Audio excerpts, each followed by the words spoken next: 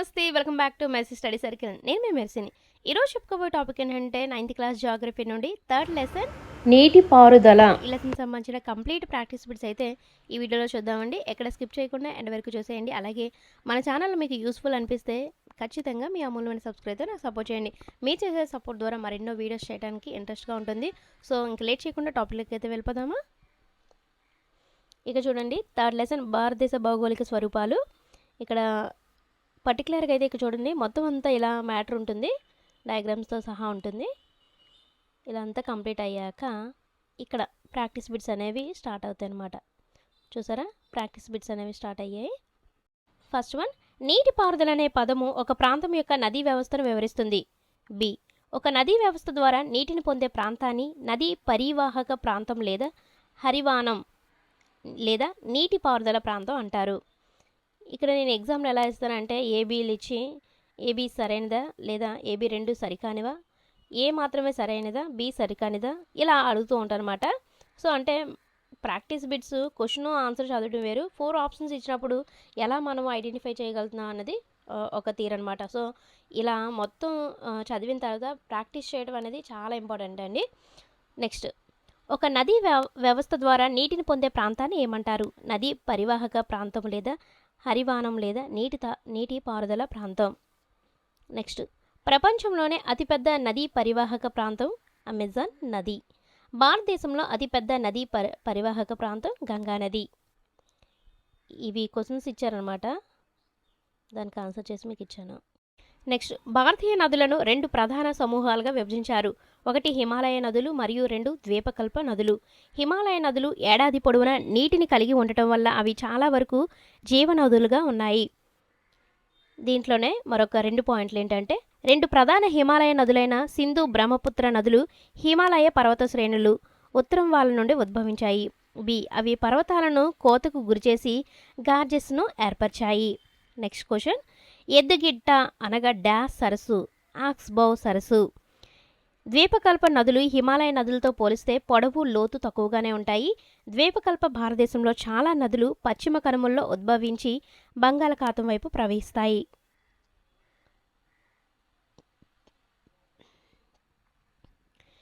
క్రింది ఏ నది దిశలో నదీ వక్రత ఏర్పడతాయి?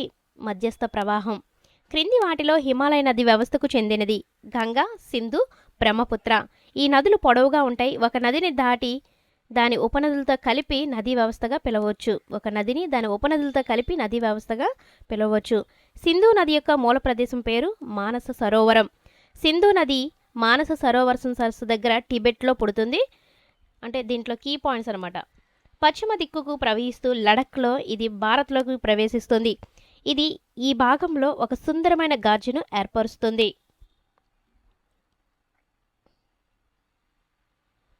నెక్స్ట్ వన్, సింధు నది యొక్క ఉపనదులు చూసుకున్నట్లయితే సట్లెజ్, జీలం, చీనాబ్, రావి, బియాస్. ప్రపంచంలోని అతి పొడవైన నదుల్లో ఒకటైన సింధు నది యొక్క పొడవు 2900 కిలోమీటర్లు. నెక్స్ట్, క్రింది వాటిలో సింధు నది ఈ రాష్ట్రం గుండా ప్రవహించడం లేదు. ఉత్తరాఖండ్ నుంచి ప్రవహించలేదు. సింధు నది పరివాహక ప్రాంతంలో 1/3 మాత్రమే భారతదేశంలోని లడఖ్, జమ్మూ కాశ్మీర్, హిమాచల్ ప్రదేశ్ మరియు పంజాబ్లో ఉంది. మిగిలిన భాగం పాకిస్తాన్లో ఉంది. సింధు జల ఒప్పందం సంతకం చేయబడిన సంవత్సరం 1960. దీంట్లో మరికొన్ని పాయింట్స్ చూసుకున్నట్లయితే, సింధు నదీ జలాల ఒప్పందం నిబంధనల ప్రకారం సింధు నది వ్యవస్థ తీసుకువెళ్లే మొత్తం నీటిలో భారతదేశం ఎంత శాతాన్ని మాత్రమే ఉపయోగించుకోవచ్చు? 20%.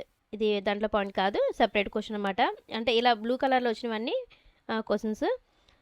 సింధు నదీ జలాల ఒప్పంద నిబంధనల ప్రకారం సింధు నది వ్యవస్థ తీసుకెళ్లే మొత్తం నీటిలో భారతదేశం 20% మాత్రమే ఉపయోగించుకోవచ్చు. ఈ నీటిని పంజాబ్, హర్యానా, రాజస్థాన్ యొక్క దక్షిణ మరియు పశ్చిమ ప్రాంతాల్లో నీటి పారుదల కొరకు ఉపయోగిస్తారు. నెక్స్ట్ క్వశ్చన్, భగీరథి నదికి మూలజలం గంగా నది. భగీరథ, అలకనంద నదులు ఎక్కడ కలుస్తాయి? దేవప్రయాగ. ఒరిస్సా తీర ప్రాంతంలోని సరస్సు చిలికా సరస్సు.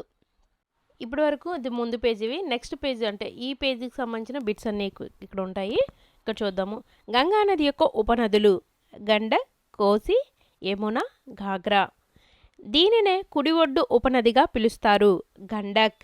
ద్వీపకల్ప ఉన్నత భూముల నుండి వస్తున్న ప్రధాన ఉపనదులు చంబల్, బెత్వా, సోన్. ఇవి అర్ధ శుష్క ప్రాంతాల నుండి ఉద్భవిస్తాయి. నెక్స్ట్ వన్, నమామి గంగా అనేది ఒక సమగ్ర పరిరక్షణ కార్యక్రమంగా కేంద్ర ప్రభుత్వం ఏ తేదీన ఆమోదించింది? జూన్ 2014. ఏ నది సుందర్బన్ డెల్టాను ఏర్పరుస్తుంది? గంగా, బ్రహ్మపుత్ర, మేఘన. నెక్స్ట్ వన్, భారతదేశంలో రాయల్ బెంగాల్ టైగర్ యొక్క నివాసం సుందర్బన్ నేషనల్ పార్క్. ఈ సుందర్బన్ డెల్టా ప్రపంచంలోనే అతిపెద్ద మరియు వేగంగా అభివృద్ధి చెందుతున్న డెల్టా. ఈ రెడ్ మార్కులు అనేవి మీకు తెలుసా అనే సైడ్ హెడ్డింగ్ నుంచి ఉన్న పాయింట్స్ అనమాట. సింధు మరియు గంగా నది వ్యవస్థ మధ్య జల విభజన అంబాల. దిబాంగ్ మరియు లోహిత్ నదులు ఏ నదికి ఉపనదులు? బ్రహ్మపుత్ర. నెక్స్ట్, బ్రహ్మపుత్రను ఈ విధంగా పిలుస్తారు. టిబెట్లో సాంగపో, బంగ్లాదేశ్లో జమున. బ్రహ్మపుత్ర ద్వారా, ఇది ఇప్పుడు 53కి సంబంధించిన పేజెస్ సంబంధించిన బిట్స్. బ్రహ్మపుత్ర ద్వారా ఏర్పడిన ప్రపంచంలోనే అతిపెద్ద నదీ తీర ద్వీపం పేరు మజులి. క్రింది వాటిలో ద్వీపకల్ప నదీ వ్యవస్థకు చెందినది? మహానది, గోదావరి, కృష్ణ, కావేరి. నర్మదా, తపతి నదులు మాత్రమే పశ్చిమ వైపుకు ప్రవహించే పొడవైన నదులు. ఇవి ఉప్పు కయ్యలను ఏర్పరుస్తాయి. నెక్స్ట్ వన్, నర్మదా నది జన్మస్థలం మధ్యప్రదేశ్లోని అమర్కంటక్ కొండల్లో పుడుతుంది. ధూధార్ జలపాతం క్రింది వాటిలో ఏ నది నుండి ఉద్భవించింది? నర్మదా నది. నర్మదా నది క్రింది ఏ రాష్ట్రంలో ప్రవహిస్తుంది? గుజరాత్, మధ్యప్రదేశ్. తపతి నది మధ్యప్రదేశ్లోని బేతుల్ జిల్లాలో సాత్పురా శ్రేణిలో ఉద్భవిస్తుంది. ఇది నర్మదా నదికి సమాంతరంగా ఉన్న పగుల లోయలో కూడా ప్రవహిస్తుంది, కానీ దాని పొడవు చాలా తక్కువగా ఉంటుంది. ఇవే బిట్స్ ఎగ్జామ్లో ఉంటాయండి, అయితే కొంచెం కన్ఫ్యూజ్ చేసి అయితే ఉంటాయి. నెక్స్ట్, క్రింది వానిలో సరైనవి. గోదావరి అతిపెద్ద ద్వీపకల్ప నది. బి, ఇది మహారాష్ట్రలోని, ఇది అంటే ఇక్కడ గోదావరి నదికి సంబంధించి అనమాట. ఇది మహారాష్ట్రలోని నాసిక్ జిల్లాలో పశ్చిమ కనుమల సానువుల నుండి ఉద్భవిస్తుంది. ఈ నది మహారాష్ట్ర, మధ్యప్రదేశ్, ఒడిశా మరియు ఆంధ్రప్రదేశ్ రాష్ట్రాల్లో ప్రవహిస్తుంది. నెక్స్ట్ వన్, గోదావరి నది యొక్క ఉపనదులు. Purna, Wardha, Pranahita, Manjira, Wainganga and Penganga. Dakshina Ganga అని పిలువబడే నది గోదావరి. ఛత్తీస్గఢ్లోని ఉన్నత భూముల్లో ఉద్భవించే నది మహానది. పేజీ నెంబర్కి సంబంధించిన బిట్స్. ఈ క్రింది వాటిలో సరైనవి. మహాబలేశ్వర్ సమీపంలోని ఒక నీటి బుగ్గ నుంచి పుట్టిన నది కృష్ణానది. తుంగభద్ర, కొయాన, ఘటప్రభ, మూసి మరియు భీమా దీని ఉపనదులు, అంటే కృష్ణానది యొక్క ఉపనదులు. పశ్చిమ కనుమల్లోని బ్రహ్మగిరి శ్రేణుల్లో పుట్టిన నది కావేరి నది. ఈ రెండు సరైనవి అనమాట. అంటే క్రింద వాళ్ళలో సరైనవి అంటే ఎగ్జామ్లో మీకు బిట్స్ ఎలా వస్తాయో దాన్ని బట్టి ఇచ్చాను. ఇక్కడైతే డైరెక్ట్గా మీకు క్వశ్చన్ ఆన్సర్ ఎలా ఉంటుందో అలా ఇచ్చేస్తున్నాను. కన్ఫ్యూజ్ కావద్దు. క్రింద వాటిలో సరైనదంటే ఇది సరైనది, ఇది సరికాంది అనుకోవద్దు. ఇక్కడ మీకు ఎగ్జాక్ట్లీ పీడిఎఫ్ ఎలా ఉందో అలా చదువుకోవడానికి. నెక్స్ట్, పశ్చిమ కనుమల్లో బ్రహ్మగిరి శ్రేణిలో పుట్టిన నది కావేరి నది. నెక్స్ట్ క్వశ్చన్, అమరావతి, భవాని, హేమవతి మరియు కబిని ఏ నది యొక్క ఉపనదులు? కావేరి నది యొక్క ఉపనదులు. కావేరి నది ఏ రాష్ట్రాల గుండా వెళ్తుంది? కర్ణాటక, కేరళ, తమిళనాడు. ఎగ్జామ్లో ఏ రాష్ట్రం గుండా వెళ్ళదు అని ఎగ్జామ్లో అడుగుతారు, మనం అన్నీ గుర్తుపెట్టుకోవాలి. నెక్స్ట్, భారతదేశంలో కావేరి నది కలిగి ఉన్న రెండవ అతిపెద్ద జలపాతం శివసముద్రం. ఈ జలపాతం నుండి ఉత్పత్తి చేసిన జల విద్యుత్ను మైసూర్, బెంగళూరు మరియు కోలార్ బంగారు గనులకు సరఫరా చేస్తారు. భారతదేశంలో అతిపెద్ద జలపాతం కుంచికల్ జలపాతము.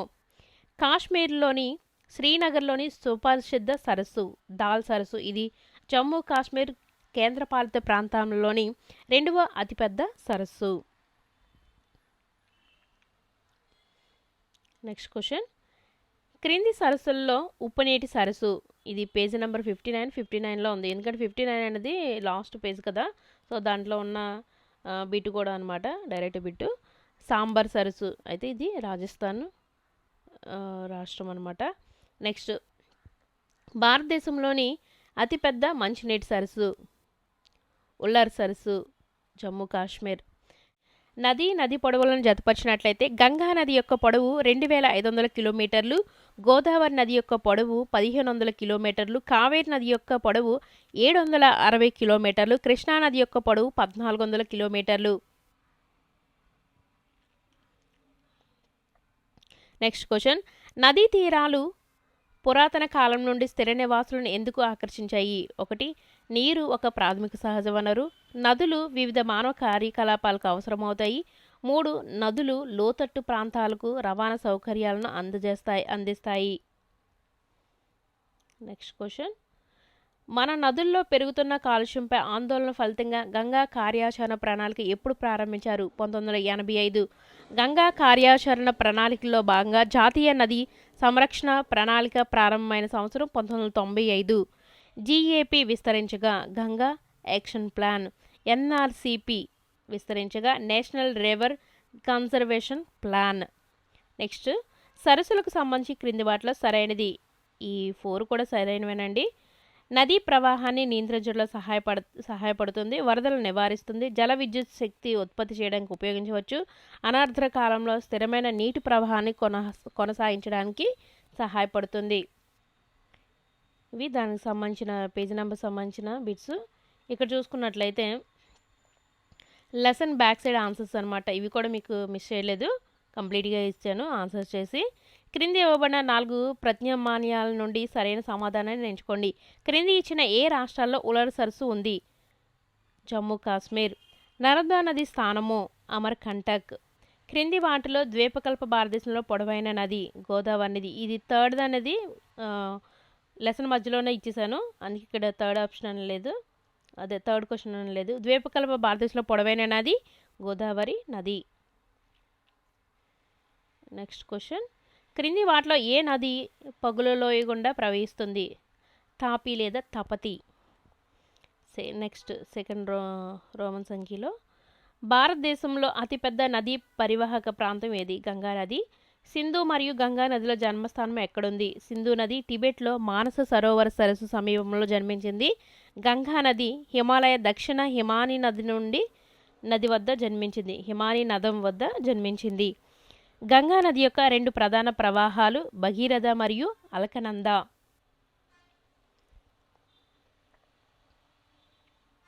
నెక్స్ట్ క్వశ్చన్, ఏ 2 ద్వీపకల్ప నదులు ద్రోణి గుండా ప్రవహిస్తున్నాయి? నర్మదా మరియు తపతి. భారతదేశంలోని సహజమైన సరస్సులు గోవింద్ సాగర్, నిజాం సాగర్, నాగార్జున సాగర్, రాణా ప్రతాప్ సాగర్, హీరాకుండ్. నాగార్జున సాగర్ ఒక నదీ లోయ పథకం. ఆ నది పేరు కృష్ణానది. భారతదేశంలో అతి పొడవైన నది గంగా నది. బియాస్ కుండ్ అని పిలువబడే ప్రదేశం నుండి ఉద్భవించే నది బియాస్. మధ్యప్రదేశ్లోని బేతుల్ జిల్లాలో పుట్టి పశ్చిమ దిశగా ప్రవహించే నది తపతి. ఇక్కడ 61 పేజీలో ఒక బాక్స్ ఫిల్ చేయమని ఇచ్చారు. సో ఆ బిట్స్ కూడా మీకు వదలలేదనమాట, అవి కూడా కంప్లీట్ చేసి మీకు ఇస్తున్నాను. మీకు ఈ లెసన్ జీకే పరంగా బాగుంటుంది, అలాగే SGTకి స్కూల్ అసిస్టెంట్కి బాగా యూజ్ అవుతుంది. నెక్స్ట్ క్వశ్చన్, పశ్చిమ బెంగాల్లో దుఃఖదాయంగా పిలిచే నది దామోదర్ నది. ఇందిరాగాంధీ కాలువ కోసం జలాశయం నిర్మించబడినది సెట్లేజ్ మరియు బియాస్. రోహతాంగ్ కనుమ దగ్గర ఉన్న నది బియాస్. ద్వీపకల్ప భారతదేశంలో అతి పొడవైన నది గోదావరి నది. హిమాచల్ ప్రదేశ్ నుండి ఉద్భవిస్తున్న సింధు ఉపనది చీనాబ్ బియాస్. నెక్స్ట్, బ్రహ్మం ద్వారా ప్రవహిస్తున్న అరేబియా సముద్రంలో కలిసే నది నర్మదా నది. వేసవి మరియు చలికాలంలో వర్షపు నీటిని పొందే దక్షిణ భారతదేశంలో ఒక నది కావేర్ నది. లడక్, గిల్గిత్ మరియు పాకిస్తాన్ గుండా ప్రవహించే నది సింధు నది. భారతీయ ఎడారిలోని ఒక ముఖ్యమైన నది లూని నది. పాకిస్తాన్లో చీనాబ్తో కలుస్తున్న నది జీలం మరియు రావి. యమునోత్రి హిమానీ నదం వద్ద జన్మించే నది యమునా నది. ఇది టీచర్స్ లెసన్ సంబంధించిన కంప్లీట్ బిట్స్. వీడియో నచ్చిందా? నచ్చితే లైక్ చేసేయండి. మీ అమూల్యమైన సబ్స్క్రైబ్తో నాకు సపోర్ట్ చేయండి. మీరు చేసే సపోర్ట్ ద్వారా ఇంకా చేయాలనే ఇంట్రెస్ట్ ఉంటుంది. మీ లైక్, కామెంట్, సబ్స్క్రైబ్ అనేవి నాకు చాలా చాలా వాల్యుబుల్. సో ప్లీజ్ సపోర్ట్ చేయండి. మరిన్ని అప్డేట్స్ కోసం మన ఛానల్ చూస్తూ ఉండండి. Thank you for watching.